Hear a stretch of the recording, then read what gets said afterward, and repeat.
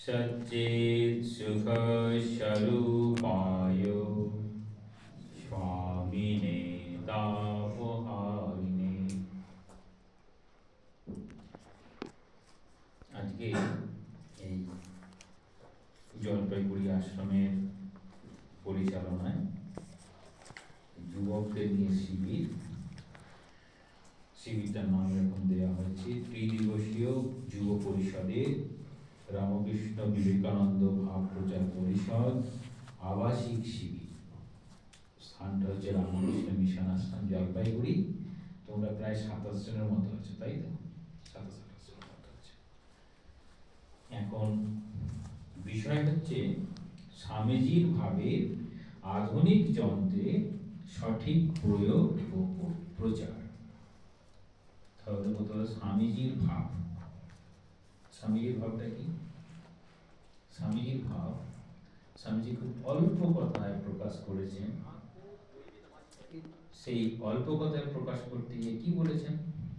নিবেদিতার একটা চিঠি আছে, আমার ভাবকে অল্প কথায় বলতে গেলে বলতে হবে মানুষের মধ্যে সেই দেবত্বের বিকাশ ঘটাতে হবে। সেই দেবত্বের বিকাশ ঘটানোর জন্য যে যে পন্থা অবলম্বন করা উচিত সেই পন্থাগুলো আমরা অবলম্বন করব। তাহলে স্বামীজির ভাব সংক্ষেপে বলতে গেলে কি হবে?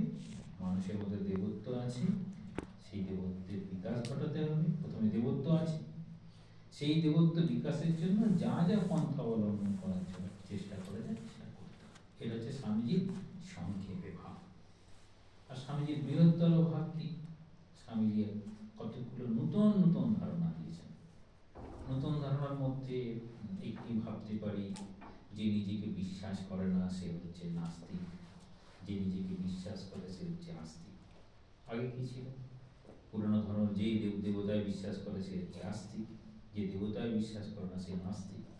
সেখান থেকে স্বামীজি পরিবর্তন ঘটিয়ে বললেন না, যদি নিজেকেই না বিশ্বাস করতে পারে তাহলে ভগবানের বিশ্বাস আসবে কি করে? সেজন্য প্রথমে নিজেকে বিশ্বাস করতে হবে। আরেকটা অদ্ভুত কথা বলছেন, কিরকম? যে মানুষের মধ্যে যে পৌরুষত্ব আছে, পুরুষের পৌরুষত্ব, সেই পৌরুষত্ব কিরকম?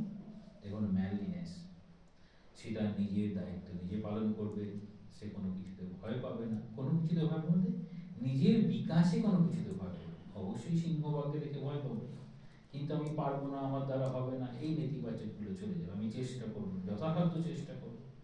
তাহলে স্বামীজি এরকম বলতে চাইছেন এই পৌরুষত্ব। তারপর কিরকম বলছেন? যত আমার বয়স বাড়ছে আমি দেখছি এই পৌরুষত্বের মধ্যেই সবকিছু লুকিয়ে আছে। বলছেন বীর কখনো পাপ করে না, যারা দুর্বল তারা পাপ করে।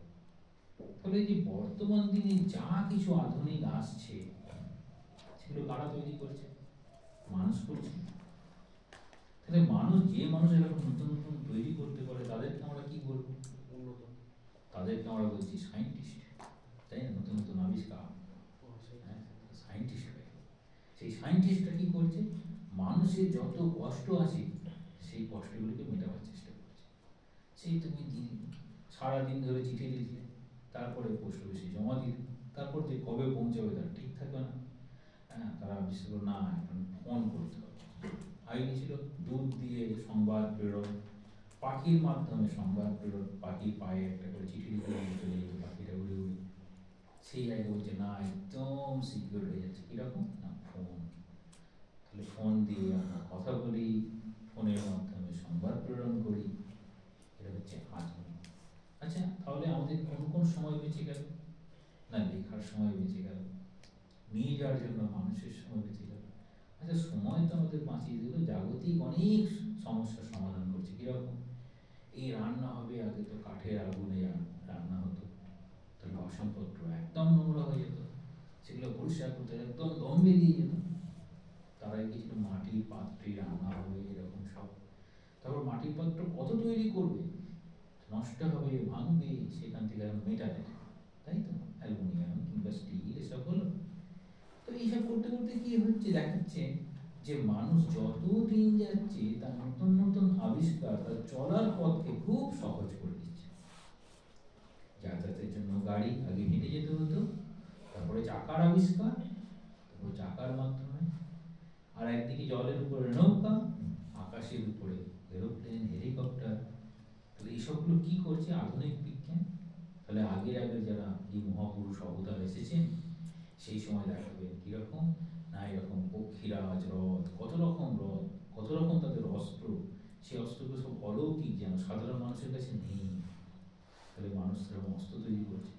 আগে হাতিয়ার কি ছিল? লাঠি ছিল, ছুরি ছিল। এখন একসঙ্গে অনেকজনের সঙ্গে মোকাবিলা করার জন্য কত রকম নতুন নতুন উপায় বেরিয়েছে। তাহলে এগুলো সব আধুনিক বিজ্ঞানের সব প্রচার। কিরকম দূরের জিনিসকে সহজে দেখা যায়। একটু গীতার ধ্যান মন্ত্র করলে সেখানে সঞ্জয় সব যেন দেখতে পাচ্ছে, দেখে দেখে বলছে। তাহলে সঞ্জয়ের দেখাটা, সঞ্জয় একা দেখেছিল ভগবানের আশীর্বাদ পেয়ে, কৃপা পেয়ে। এখন সেই সঞ্জয়ের কাজ, ওই খেলার মাঠে ক্যামেরাম্যান রয়েছে, তারপর স্যাটেলাইটের থ্রুতে আমরা সবাই দেখতে পাচ্ছি। তাহলে সঞ্জয়ের কাজটা সব বিজ্ঞানীরা করে দিয়েছে। সঞ্জয় যদি করতে পারে তাহলে আমরাও করতে পারবো। তাহলে আমরা এখন ভগবানের করা জিনিসগুলোকে কত সহজেই বিজ্ঞান এইরকম ভাবে আমাদের সকল মানুষের জন্য করে দিল।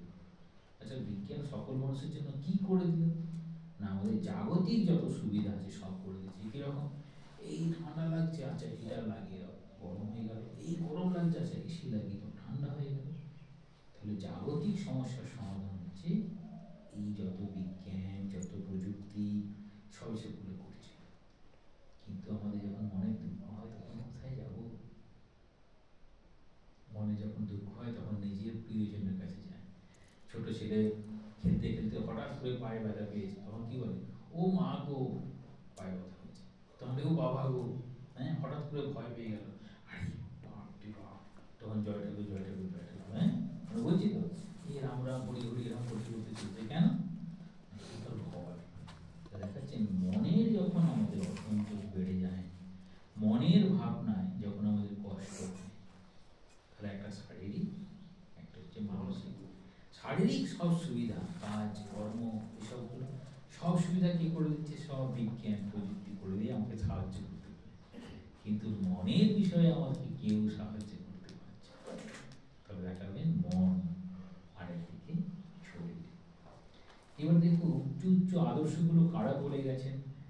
যারা মনের দিক দিয়ে খুব বড় ছিলেন, যারা সব মানুষের দুঃখ কষ্টকে নিজে যেন সেই দুঃখ কষ্টের প্রকাশ স্বামীজি নিজে বলছেন যে যে কষ্ট পেয়েছে সেই আরেকজন দুঃখীর মনের ব্যথা বলতে পারে। তাই তো বলছেন কি, গরিব মানুষই গরিবের ব্যথাটা বোঝে কিরকম কষ্ট। হ্যাঁ, তাহলে সেই বাস্তিক দুর্গের পতনের মতো রানীকে বলছে না, দেশের লোক তো রুটি খেতে পারছে না, রুটি খেতে পারছে না, কি আছে কেক খাও। তো রানী তো জানে না যে রুটির থেকেও কেকটা আরো বেশি দামি, কেক তৈরি করতে আরো অনেক কিছু লাগে।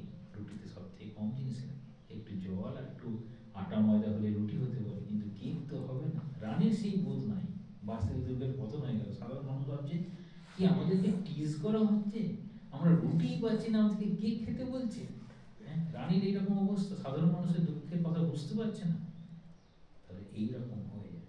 তাহলে স্বামীজি কি করছেন? সাধারণ মানুষের মনের ব্যথাটা জানেন। তিনি গিয়েছেন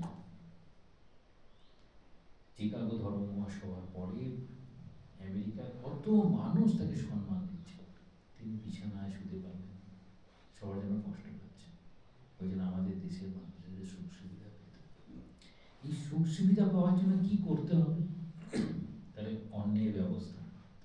আচ্ছা, অন্যের ব্যবস্থা, যাতে আমাদের এত মানুষের সংখ্যা বাড়ছে কিন্তু জমির পরিমাণ তো বাড়বে না। তাহলে অন্যের সংস্থান যদি বাড়াতেই হয়, তাহলে একই জমিতে বারবার ফসল হলে ভালো হয়। স্বামীজি যখনই এই ভারতবর্ষের উন্নতি কি করে হবে, তখন বলছেন কৃষকদের কাছে প্রযুক্তি পৌঁছে যেতে হবে, যাতে কৃষকরা ওই একই জমিতে কম পরিশ্রমে আরো বেশি ফসল উৎপন্ন করতে পারে। তাহলে কম পরিশ্রমে বেশি ফসল করতে হলে কি করতে হবে? সে কি আর কম পরিশ্রম যদি করতে হয়, বেশি ফসল উৎপন্ন করতে হয়, তাহলে কি মানুষ ওই গরুর পিছনে নাঙল দিয়ে চালাবে, না তাকে ট্রাক্টর নিয়ে আসতে হবে? তাহলে প্রযুক্তির ব্যবস্থা কোথায় কোথায় করতে হবে। তাহলে যেমন হবে জমিতে কৃষকের কাছে পৌঁছে দিতে হবে প্রযুক্তিকে, তেমন আর কি করতে হবে, যে দেশের কোন কোন জিনিস ভালো আর কোন কোন জিনিস মন্দ, দেশের জিনিস যেন বিদেশের বাইরে যেন যায়। তাহলে কি হবে? আমাদের অর্থ উপার্জন হবে। তাহলে ভারতবর্ষের জিনিসগুলো ভালো, কি কি ভালো সেটা উল্লেখ করছেন। ভারতবর্ষের মতো এরকম তাঁতের সুন্দর শাড়ি কোথাও হয় না।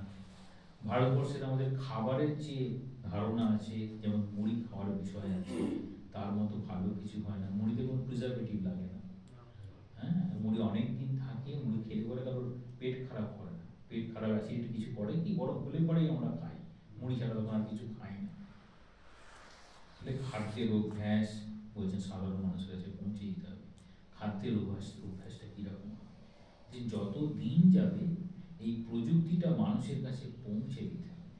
তাহলে প্রযুক্তি বিদ্যাটা পৌঁছে দিলে কী হবে, তাহলে মানুষ খুব সহজেই তার এই জাগতিক সমস্যার সমাধান। এমনকি এরকমও বলছেন যে আমার কাছে যদি অর্থ থাকে, আমি তাহলে এই যুবকদেরকে পাঠাবো জাপান, চায়না কিংবা রাশিয়া। সেখানে তারা কি করবে, সেখান থেকে তারা প্রযুক্তি শিখে আসবে।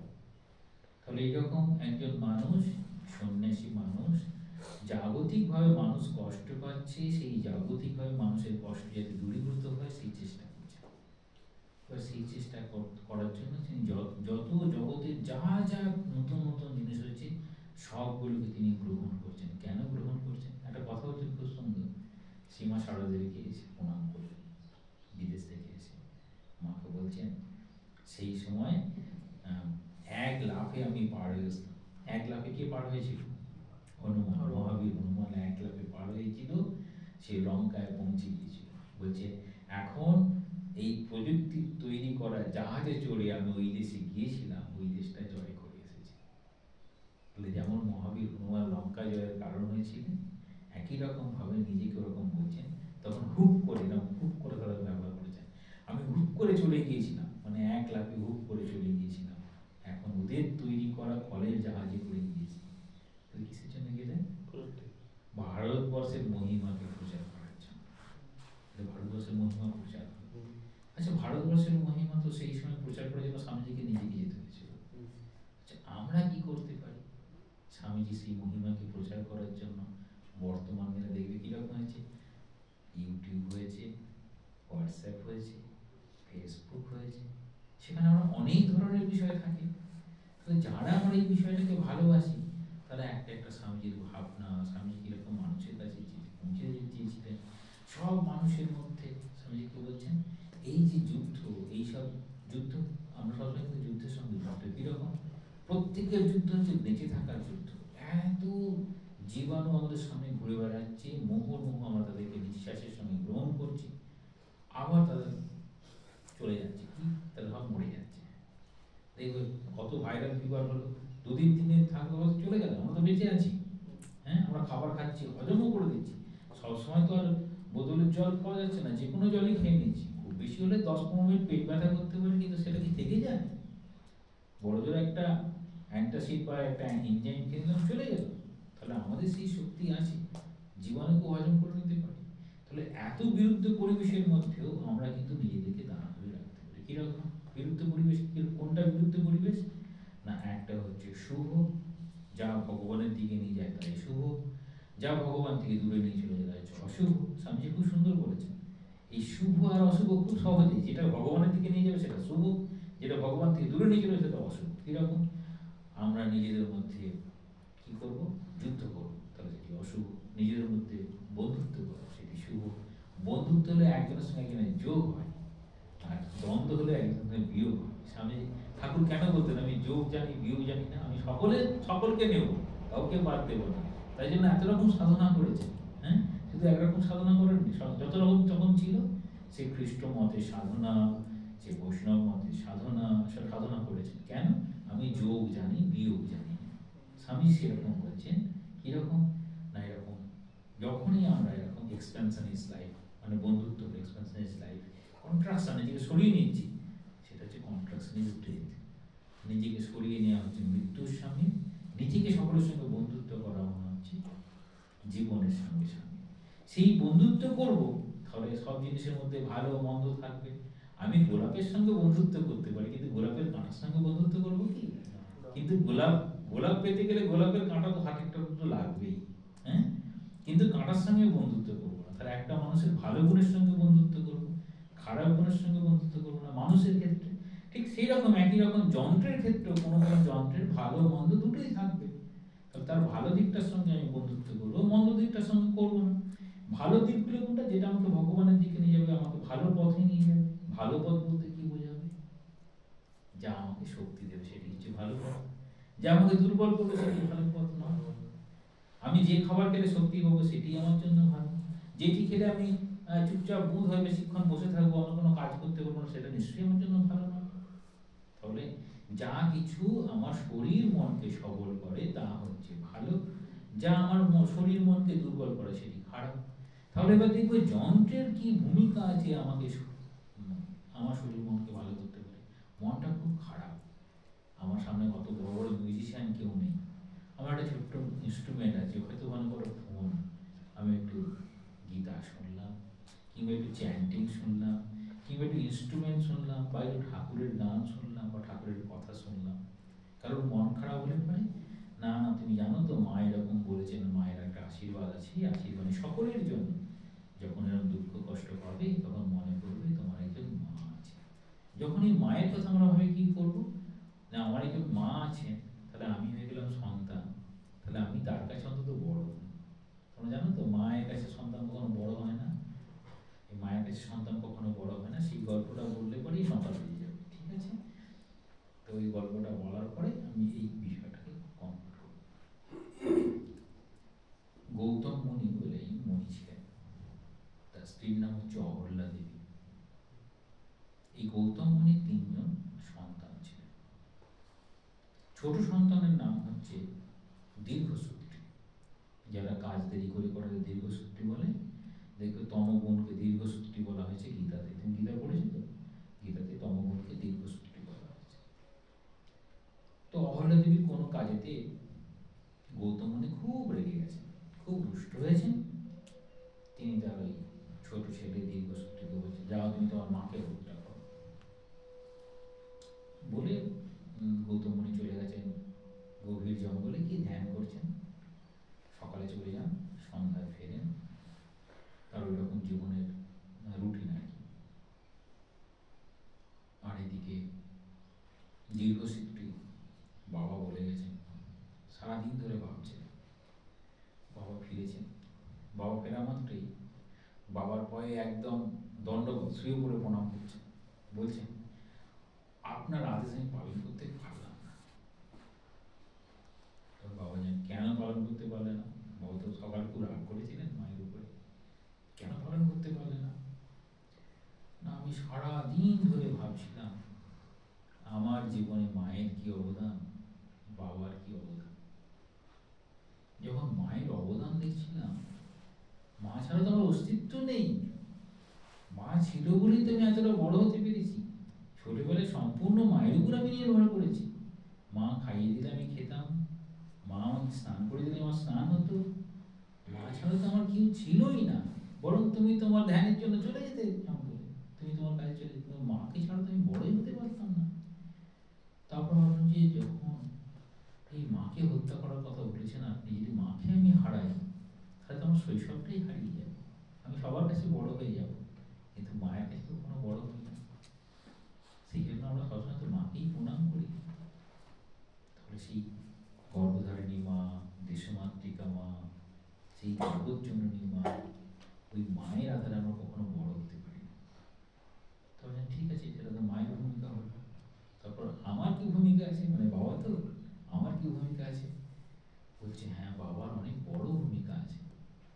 যদি বাবা না থাকে তাহলে একজন সন্তান কখনো সম্মান পায় না। সম্মান পায় না আমরা কার জীবনে দেখতে পাই? কর্ণের জীবনে দেখতে পাই। তার প্রকৃত যে বাবা, সেই বাবার পরিচয় তার কাছে ছিল না, সুতপুত্র পুত্র। বা যদি দেখবে সত্যকাম জাবালি ছান্দোক্য উপনিষদে রয়েছে, এই সত্যকামের বাবার পিতৃ পরিচয় ছিল। পিতৃ পরিচয় যদি না থাকে তাহলে প্রথম তার অস্তিত্বই যেন নেই, পিতা নেই, অস্তিত্ব নেই। আর পিতা কি চান? পিতা চান সন্তানের প্রতিষ্ঠা। সন্তানের প্রতিষ্ঠা চান বলেই সন্তান যদি কিছু না করতে পারে তাহলে আমার সন্তানকে এমনি এমনি মারা যাবে।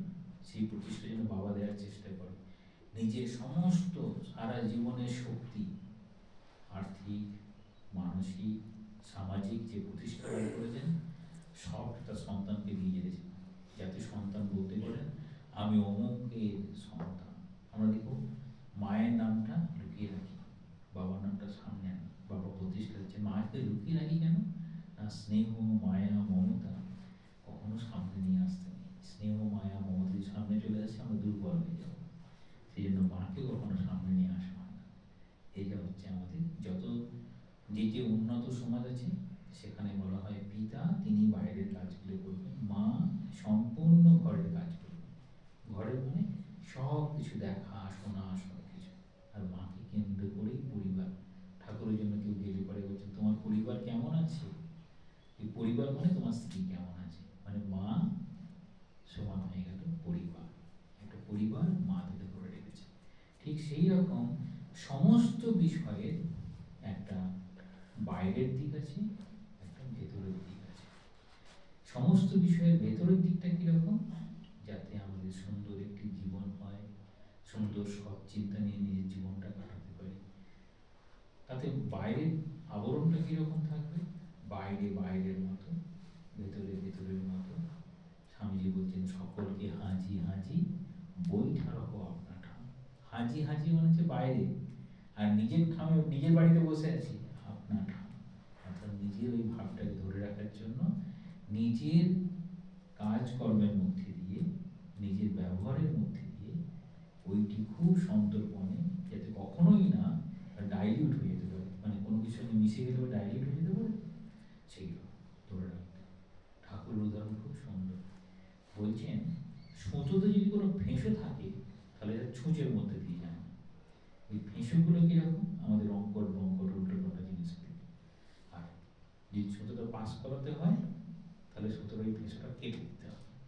তাহলে আমাদের যে শুদ্ধ ভাবটা সেটা বাইরের যতই আমাদের লেগে থাকা চাক না কেন, আমরা সেটাকে সরিয়ে রাখবো। সরিয়ে রাখার জন্য এই ইনস্ট্রুমেন্টগুলো ঠিক ঠিক ব্যবহার করার চেষ্টা করি। এই ফোন বলো, বিভিন্ন গেজেট বলো, এই যখন অনেকে তোমরা বাইক চালাবে একদম রেকলেস বাইক, সেটা ফাঁকা রাস্তা থেকে চালাতে পারো, কিন্তু যাতে কারো অন্যের অসুবিধা না হয়। দেখুন অনেক কী করে, যাতে মোটর সাইকেলে খুব বেশি আওয়াজ হয় সেই চেষ্টা করে, মানে অন্যের শান্তিকে বিঘ্ন করানো। তাহলে আমরা অন্তত কী করবো? স্বামীজিরা বলছেন be good, do good to others. আবার বলছেন বি অ্যান্ড মেক, প্রথমে নিজেকে তৈরি করো, সেটি হলেই ঠিক হবে। তো এই নিজেকে তৈরি করার পথে আমাদের এই যে আধুনিক যন্ত্রের প্রয়োগ ঠিক মতো করতে হবে, আর তার প্রচার মানে এইরকমভাবেই প্রয়োগ করাটাই বেস্ট ওয়ে। আমাদের যারা বন্ধু সার্কেলের হবে তারা দেখেছে সেটা তুলে ধরা, যে ছড়ি আছে, ছড়ির কাজ কাটা, আমি সবজিও কাটতে পারি, নিজের হাতও কাটতে পারি।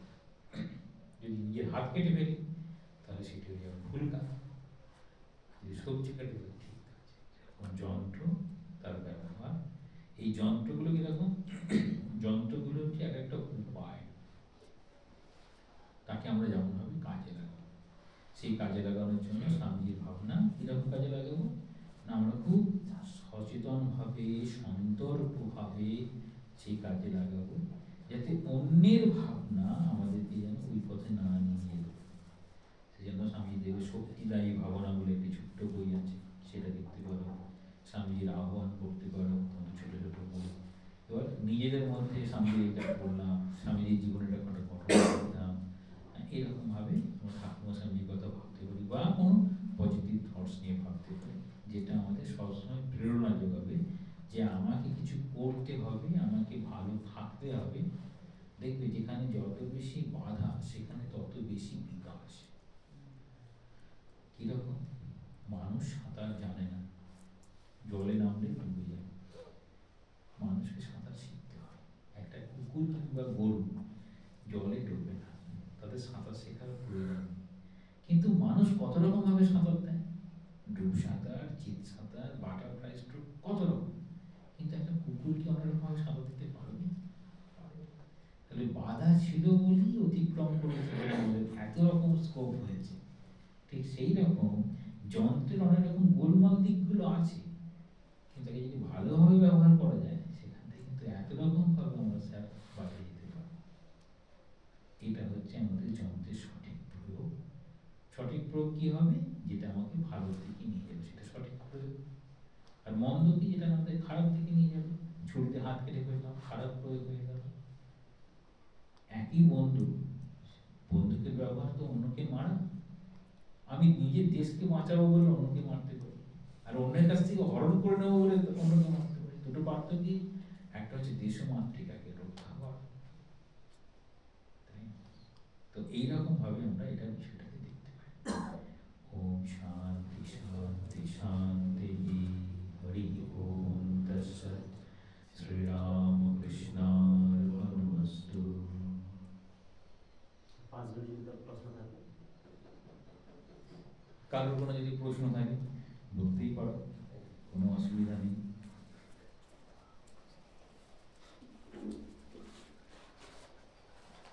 ও 9:15 ছিল, 10-এ টাইমটা ঠিক ঠিক ছেড়ে দিয়েছি। কিন্তু মহারাজ একটু আগে দুটো বইয়ের নাম বললেন, একবার শক্তি দায়ী ভাবো না, আর একটা হচ্ছে স্বামীজির আহ্বান। আমার কাছে বইগুলো আছে না, ছোট ছোট বই।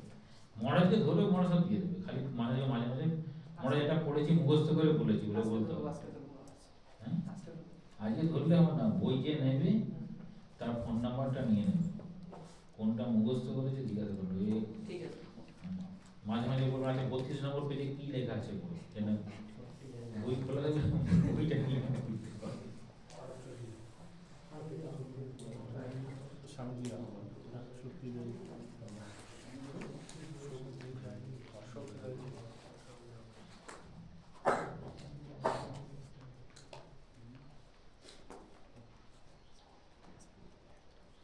তোমার কোনো প্রশ্ন থাকলে বলো, প্রশ্ন জানার ইচ্ছা না জানা খুশি বলো। বলছে আজকালকার দিনে বড় সমস্যা হলো মোবাইল। তুমি তো শেষে এসেছো, তোমার প্রশ্ন না শেষে শেষে নয়, না তুমি শেষে। আচ্ছা মহারাজ, হ্যাঁ তুমি বলো। তোমার হচ্ছে প্রথমে যারা হচ্ছে 9:35-এর মধ্যে চলে এসেছে, 8:35-এ চলেছে, তাদের কথা শুনবো। আমি এসেছি তো মহারাজ। না না, অত পিছনে বসেছো তুমি। ওরে লাস্টে এসেছি মহারাজ, আমি এসেছি। তুমি কি এর আগে এসেছো না পরে এসেছো? কার সামনের 3 জনের আগে এসেছো না পরে এসেছো? পরে এসেছি, তাহলে পরে। তাহলে তুমি 8:30টার পরে ঢুকেছো, তাহলে 8:30টার আগে ঢুকেছি। মহারাজ সোশ্যাল মিডিয়ার ইউজ কিভাবে করবো? হ্যাঁ, সোশ্যাল কথা দেখবে, সোশ্যাল মিডিয়া আর সোশ্যাল। আমরা হচ্ছে একটা সোসাইটি, আমাদেরকে সোশ্যাল হতে হবে, মানে সামাজিক সামাজিক হতে হবে। তাহলে সোশ্যাল মিডিয়া হচ্ছে সমাজের যে বার্তা প্রচার করছে। সমাজের গঠন কি হয়েছে, একটা আমি বলেছিলাম ব্যক্তি ব্যক্তিত্ব, একটা হচ্ছে বেষ্টি আর সমষ্টি। বেষ্টি হচ্ছে একক, সমষ্টি হচ্ছে সবাই মিলে। বেষ্টি মানুষটা কিরকম তার উপরে নির্ভর করবে সমষ্টি।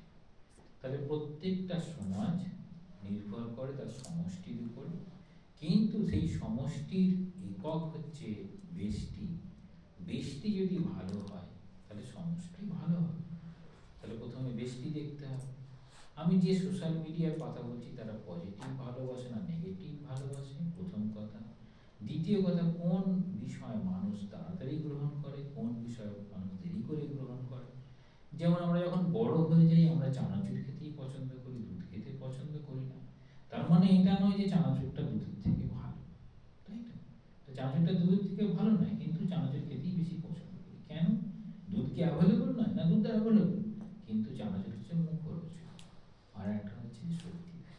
তাহলে মুখরোচকের দিকে আমরা কেন যাই? এরপরে আসবো মুখরোচক আমরা কেন পছন্দ করি। ওটা ভালো লাগে। হ্যাঁ, তাহলে কি বলছি দেখো, একটা সহজ উদাহরণ আমি মাঝে মাঝেই বলি। এই যে বাড়ির ছাদের উপরে জলের ট্যাঙ্ক থাকে, নিচে পাম্প না চালালে পরে জলের ট্যাঙ্কে জল ওঠে না, কিন্তু ট্যাপ খুলে দিলেই পড়ে যায়। তাহলে দুধ খেয়ে ছোটবেলায় যা শক্তি অর্জন করেছি না, এই চানাচুর খেয়ে সব ড্রেন করে দিচ্ছি। কিছুদিন পরে পেট ব্যথা, এইসব সব যত রকম সমস্যা, হ্যাঁ, কনস্টিপেশন। একই তো ভাজা জিনিসটা ভাজা হলো, প্যাকিং হলো, তারপর কবেকার প্যাকিং লেখা থাকবে না, কোন তেলে ভাজা হচ্ছে সেটা লেখা থাকবে না। আমি বলছি না খারাপ জিনিস না, জগতে যা চলে তার কিছু না কিছু প্রয়োজন আছে। এই চানাচুর চলে বলে ওই সেরকম ডাল বিক্রি হয়ে যায়, সেরকম বাদামগুলো যা আলাদা করে তুমি কিনবে না সেই বাদামটাও বিক্রি হয়ে যায়, তাই তো? মশলা দিলে পরে অনেক নিম্নমানের জিনিসও আমরা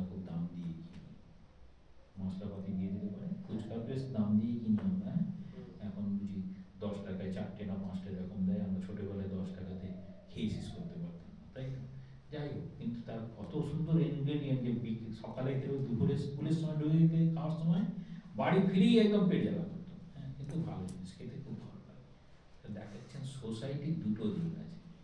সোসাইটির একটা দিক হচ্ছে সোসাইটিকে ধরে রাখার চেষ্টা করবে একদম দুধের মতো, আরেকটা বিষয় থাকবে চানাচুরের মতো, যা তোমার শরীরটাকে গোলমাল করবে। কিন্তু চানাচুরের মতো জিনিসটা কিন্তু খুব আকর্ষণের বিষয়, ঠিক আছে? কিন্তু চানাচুরের বিষয়টা আকর্ষণের। এবার দেখো যে চানাচুর তৈরি করছে সে কতটা খারাপ খায়। সেখানে হ্যাঁ, সে খায়, সে খাওয়ায়, বুঝতে পেরেছো? সে খাওয়ায় কাস্টমার বাড়ায়। ঠিক একই রকমভাবে সোসাইটি বেশি হবে, এই ফেসবুক বা ইউটিউব যত বেশি তার লাইক হবে তার একটা আর্নিং হবে। সেই আর্নিংয়ের জন্য সে অদ্ভুতভাবে অর্থ উপার্জন করবে বলে যা কিছু খুব সহজেই মানুষ গ্রহণ করতে পারে, যেটা সেরকম গুরুত্ব সেরকম নেই, সে সেই জিনিসটাকে নিয়ে আসবে।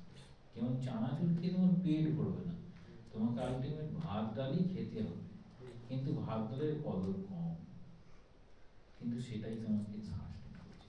দেখবে যা কিছু জগতে সাস্টেন করছে তার কদর কম হলেও সেটিরই যে মানুষের বিশেষ প্রয়োজন মানুষ বুঝতে পারে। কিরকম জানো তো, সন্ধ্যার সময় বাড়ি ফেরার কথা আমরা ভাবিই না, তাই আমাদের সময় তো ফিরতি হতো, নইলে তো দেরি হয়ে গেলে পরেই বাড়ির বাইরে থাকতো, এরকম মানে আমি যে পরিবারে বড় হয়েছি সেখানে সেরকম ছিল। সন্ধ্যা হয়ে গেছে, আমি বাইরে আছি, না গোটা রাত্রিটাই বাইরেই থাকবো, তোমাকে বাড়িতে আসতে হবে না। তো এইরকম হচ্ছে স্ট্রিক্ট একটা প্রিন্সিপাল ছিল। তো এইটা যদি বলা হয় না দেরি করলে তো কি আছে, ঠিক দেরি করলে ঠিকই আছে, তুমি বাইরেই থাকো, তোমার জন্য শুধু একটা রুম রাখবো, একটা বিছানা রাখবো, কেন? আমি যদি ভাবি যে বাড়িতে একটা আমার জন্য একটা রুম, একটা বিছানা, সেটা প্রতি সপ্তাহে একবার করে মাকে কাচতে হয়, আমি যদি বাইরেই থাকার অভ্যাস করি, মাকে তো বুঝিয়ে কি করে, মা আমি বাইরেই থাকবো, বুঝে বাইরে না রাস্তায় রাস্তায় ঘুরে বেড়াবো, বন্ধুর সঙ্গে ঘুরে বেড়াবো, কটা পর্যন্ত? রাত্রি 10টা 11টা, কটার সাথে বাড়ি আসছো, মা সারাদিন এত কষ্ট করে তোমাকে খাইয়ে মা খাচ্ছে, বা মা খেয়ে নিয়ে যে তোমার জন্য অপেক্ষা করতে করতে। তো আমরা কেন গুরুত্ব দিই না? না বন্ধুদের সঙ্গে খুব চটকদারি চানাচুরের মতো, কিন্তু মাকে না হলে চলবে না, কখন? রাত্রি হয়েছে একদম, মানে ওটা একটু দরকার, মায়ের ভালোবাসা দরকার, হ্যাঁ নাহলে চলবে না। তাহলে বোঝাচ্ছেন এই সোশ্যাল মিডিয়া কি করছে, চটকদারিতে ব্যস্ত। দেখো চটকদারিতে ব্যস্ত, আর যেখানে যত বেশি অ্যাড, আগে কি বলতো, যে জিনিসটা অ্যাড সেটা কখনো মেডিসিন হতে পারে না, দেখবে অ্যাকচুয়াল মেডিসিন কখনো অ্যাড দিতে পারে না, কেন? এটা নর্মস আছে, যা কিছু অ্যাড দেবে সেটা কখনো মেডিসিন হতে পারে না। যে জিনিসের বেশি অ্যাড সেই জিনিসটা কিন্তু আগেকার দিনে ছিল যে বেশি অ্যাড দিচ্ছে মানে জিনিসটা বাজারে চলছে। তাহলে সোশ্যাল মিডিয়া খুব বেশি চলছে, একদম কয়েক কোটি লাইক পেয়ে গেছে, তুমি সেটা দেখে সময় কাটালে কিন্তু কোনো ভ্যালুজ নেই সেখানে। হয়তো এমন কিছু অঙ্গভঙ্গি করলো যে মানুষ একটু আনন্দ দিল, কিন্তু সেই অঙ্গভঙ্গিতে আমার জীবনের কিছু লাভ হলো। ওটাকে কি বলা হয় জানো তো? সার্কাস। সার্কাস বলে, সার্কাস। সার্কাসটা জীবন নয়, ওটা সার্কাস, সার্কাসটা কিন্তু জীবন নয়। তাহলে সোশ্যাল মিডিয়া, আবার বলছেন সোশ্যাল মিডিয়া কি করছে না, মানুষের কোনটা ভালো লাগে সেটা দিবে। আচ্ছা মানুষকে সবসময়টা নিয়ে পছন্দ করবে, পারবে না। কখন করবে? হ্যাঁ হাসি মজা সেটা কি প্রয়োজন? প্রয়োজন আছে, স্বামী যেরকম হাস্যমুক্তি করতেন, কিন্তু সব কিছুর মধ্যে আমাদের কোনটা খুঁজে পেতে হবে শেষে, তার মধ্যে কি বলতে চাইছে। দেখবে অনেক হাসি ঠাট্টার মধ্যে, এক সময় হাস্য কৌতুকের মধ্যে আসল জীবনের রহস্যটা যেখানে বলছে সেটা খুব কম। এখানে হচ্ছে পৌরাণিক দেবদেবীর গল্প আর উপনিষদের মধ্যে পার্থক্য। পৌরাণিক গল্পের মধ্যে দিয়ে বোঝানো হবে এইরকম এরকম হলো, তারপর দেবতার আশীর্বাদ পেল, তারপর তার জীবনটা ঠিক হলো। দেবতার আশীর্বাদ তো সঙ্গে সঙ্গে পায়নি, কত কিছু করে তপস্যা করে, হ্যাঁ তারপর সেই দেবতার আশীর্বাদ। দেখো আমরা কিন্তু দেবতাকে চাই না, দেবতার আশীর্বাদ চাই। হ্যাঁ তুমি তো মায়ের কাছে প্রণাম করলে ঠাকুর আছে প্রণাম করো, বলছে কি ঠাকুর তুমি আমার কাছে এসো না, ঠাকুর আমার এটা দরকার, এটা আমাকে দাও, তাই তো? আচ্ছা বলো তো সোশ্যাল মিডিয়ার এই চটকদার এই গল্পগুলোর জন্য কখনো আমরা ঠাকুরের কাছে প্রার্থনা করেছি? তাহলে আমরা সময় দেবো না। দেখো যে জন্য যার জন্য প্রার্থনা করছি সকালে ঠাকুর আমাকে ভালো রেখো, সেটা না করে আমরা ছোট্ট বিষয়টা মিশে গেলাম, রোমান্টিক হয়ে গেল। তাহলে সোশ্যাল মিডিয়াতে এবার ওই বিষয়গুলোকে নিজেদের মধ্যে করতে হবে, আস্তে আস্তে আমার সময়টা যেন ওভাবে কাটে। হ্যাঁ, তোমার কি প্রশ্ন ছিল বলছিলে? আমার তো আজকালকার দিনে তো সচরাচর মোবাইল ফোনে কাজে ওই সব কিছু তো হয়ে গেছে। বাচ্চাদেরকে কি করে আমরা মোবাইল থেকে সরে ধরে আনবো, মানে ওরা একটা হচ্ছে মোবাইলের প্রতি আর কি, সেটা কি বাচ্চাদেরকে তুমি মোবাইল থেকে দূরে নিয়ে আসবে। হ্যাঁ কি করে আনা যায় আর কি? মা বাবা ঠিক না দিলে এটার সাথে আমার একটা যোগ করে দিচ্ছি, যে বাচ্চাদেরকে মোবাইল দিচ্ছে তার মা বাবা, তো মা বাবাকে কিভাবে বোঝাবো যে ওদেরকে যাতে মোবাইলটা মহারাজি রিসেন্টলি আজ থেকে 2 সপ্তাহ আমার বাড়িতে আমার কাকা জ্যাঠাতো দাদা বাচ্চা হয়েছে, ওকে কি করছে মোবাইল দেখিয়ে খাওয়াচ্ছে, তার জন্য ওয়াইফাই নিল বাড়িতে। আমি আমি বললাম যে বৌদি এটা কি করছো, এটা তো একটা সময় তো কাল হয়ে দাঁড়াবে, এটা কি করবো। তার নিজের মধ্যে যদি কিছু না থাকে বাচ্চাকে কিভাবে এন্টারটেইন, আমাদের সময় তো এটা তো মনে হয় সব জায়গায় দেখছি, মানে আগে যখন আমরা এটাই ছোটবেলায় ঠিক করা গল্প শুনে শুনে মারা খাওয়াতো, মা কাকি পিসিরা সবাই খাওয়াতো, এখন মোবাইল দেখে সবাই খাওয়ায়। হ্যাঁ, মানে গল্পটা হারিয়ে গেছে। গল্প তো জানেই না। না, সে তো জানা না জানা তো মনে নিউজ হচ্ছে। দেখছে, কার্টুন দেখছে। হঠাৎ ছোটবেলায় মনে আছে মা একটা একটা করে ভাতের দলা করতে বলতো, হ্যাঁ। এটা কাকে ঠিক কি, আছে। এটা ওগুলা হারিয়ে গেছে। হ্যাঁ। ওগুলা হারিয়ে গেছে। এটা হচ্ছে পোশাক এই করে ঘুরে ঘুরে খাওয়াবে। এখন মোবাইলে দেখাবে এটা এই সেলিব্রিটি, এটা এই এটাকে সেলিব্রিটি। কিভাবে বুঝিয়ে ঠিক করা যায়? প্রথমে আমাদের বিষয়টা হয়েছিল ব্যষ্টি সমষ্টি তৈরি করে, ব্যষ্টি ভালো হলে সমষ্টি ভালো হবে, ব্যষ্টি থেকেই সমাজ। তাহলে ব্যষ্টির এরকম ধারণা কেন হয়েছে দেখা যাবে এই চানাচুরের মতো জগৎটা হচ্ছে চানাচুরের পিছনে দৌড়াচ্ছে। এরকম বলা হয় দুধ গলি গলি মে ফেরে সুরা বৈঠা ঠান। দুধকে ফেরি করে করেই বিক্রি করতে হয়, আর সুরা মনে হচ্ছে মদ, এক জায়গায় বসে বিক্রি হয়। তাহলে কি হলো, ভালো জিনিসটাকে ফেরি করতে হয় আর মন্দ জিনিসটাকে ফেরি করতে হয়। এটি অনেক প্রাচীন দিনের কথা। তো তখন যদি এই বিষয় হয়ে থাকে, আর এখন মোবাইলের বিষয়টা তাই হবে। আবার এটাও ঠিক, জগৎটা এইরকম ভাবেই চলেছে, ভালো এবং মন্দ।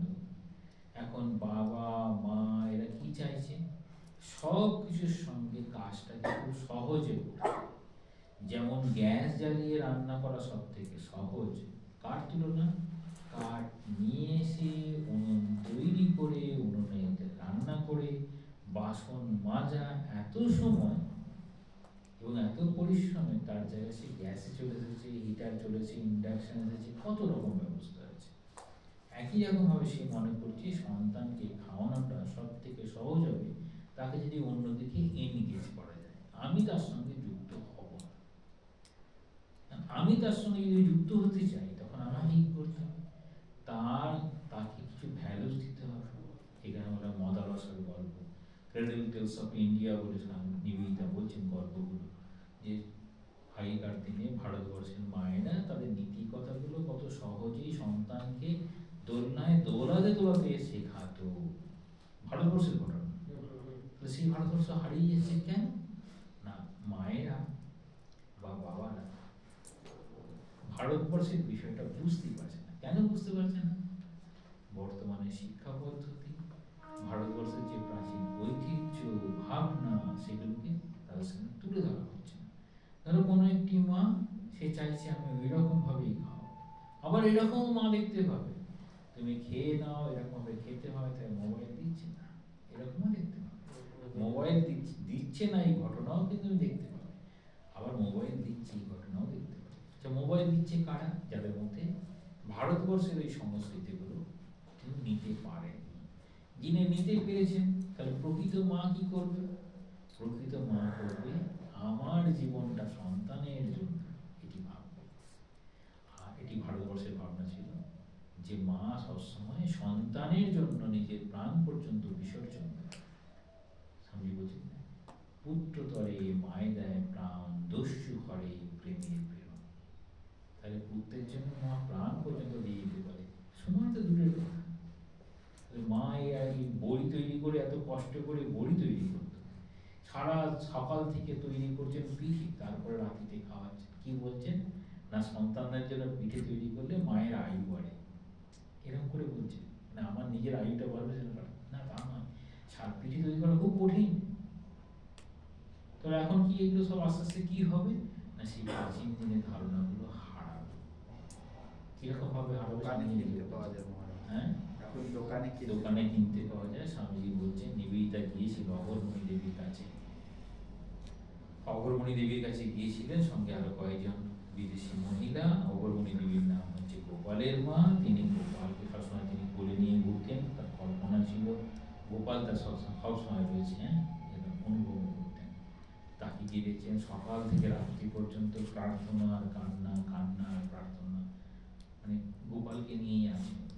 একদম অন্তর পরিষ্কার, গঙ্গার পাড়ে বাড়ি, সে খুব খুশি নিবেদিতা। যা যা ভারতবর্ষের রীতিনীতি শুনেছি সেইটা একদম জ্বলন্ত একদম উদাহরণস্বরূপ গোপালের মায়ের জীবন দেখছেন। স্বামীজিকে বলছেন আমি গোপালের মায়ের কাছে গিয়েছিলাম, খুব সুন্দর ব্যাপার। স্বামীজি বলছেন ওই প্রাচীন ভারত হারিয়ে যাচ্ছে, আর কোনোদিন ফিরে আসবে না। ওই প্রাচীন ভারত কিন্তু হারিয়ে যাচ্ছে, আর কোনোদিন ফিরে আসবে না। তাহলে নবীন ভারত কিরকম হবে? বলছেন শ্রীমা সারদা দেবীর জীবনকে দেখে, যে মা হচ্ছে নূতন না প্রাচীন, শ্রীরামকৃষ্ণের রেখে যাওয়া নারীর আদর্শের একদম শ্রেষ্ঠ প্রতিমূর্তি। তাহলে মা কি দেখাচ্ছেন? নবীন আর প্রাচীনের মেলবন্ধন। সেই মেলবন্ধনে কি দেখাতে চাইবেন? যে সন্তানের জন্য মায়ের প্রার্থনাই সব থেকে বড়। মা প্রার্থনা করছেন যারা আসেনি, যারা আসবে, সবার হয়ে তুমি আমাকে ফুল দাও, যে আমাকে ফুল দাও। পর বলছেন আমাকে ফুল দাও পোয়ালপাড়ার হয়ে, জয়রামবাটির হয়ে, সেখানকার মানুষের কল্যাণ প্রার্থনা করে আমার পায়ে ফুল দাও।